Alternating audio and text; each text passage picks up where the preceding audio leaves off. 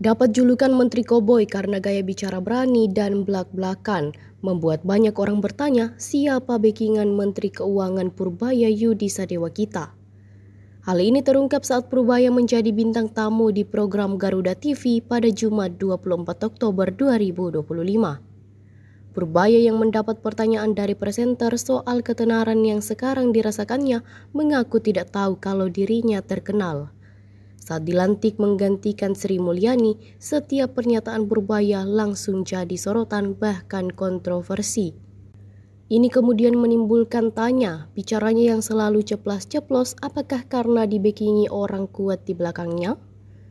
Dengan lugas Menko Purbaya mengaku tidak memiliki backingan seperti yang kerap dituduhkan orang.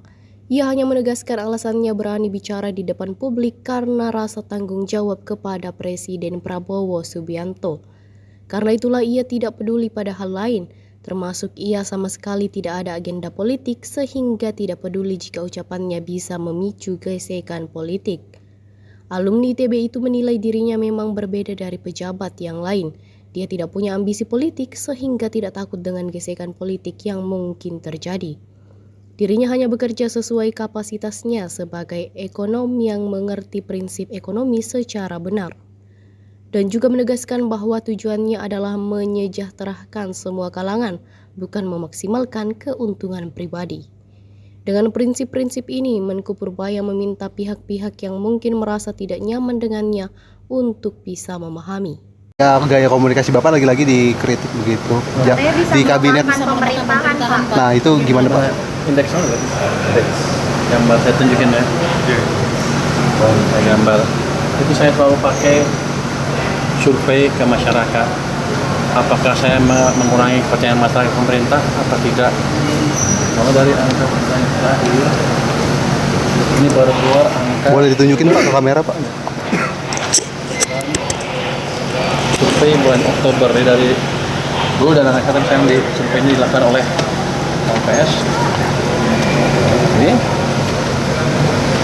Ini indeks kepercayaan masyarakat ke pemerintah. Kalau jatuh seperti ini keadaan buruk. Kalau sana bagus.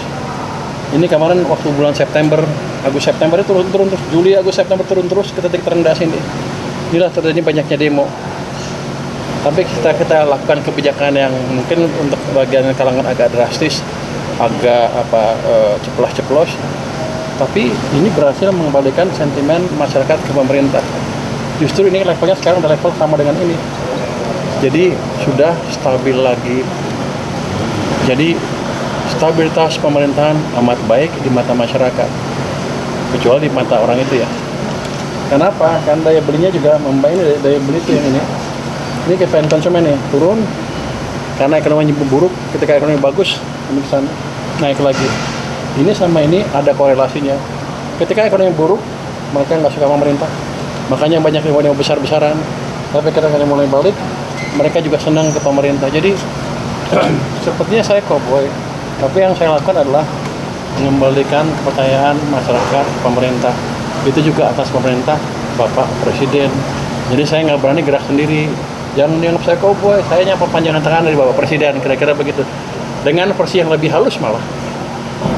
Berarti komentar Bapak terhadap beberapa menteri-menteri di bawah jabat Prabowo Subianto itu harus instruksi dari Presiden juga?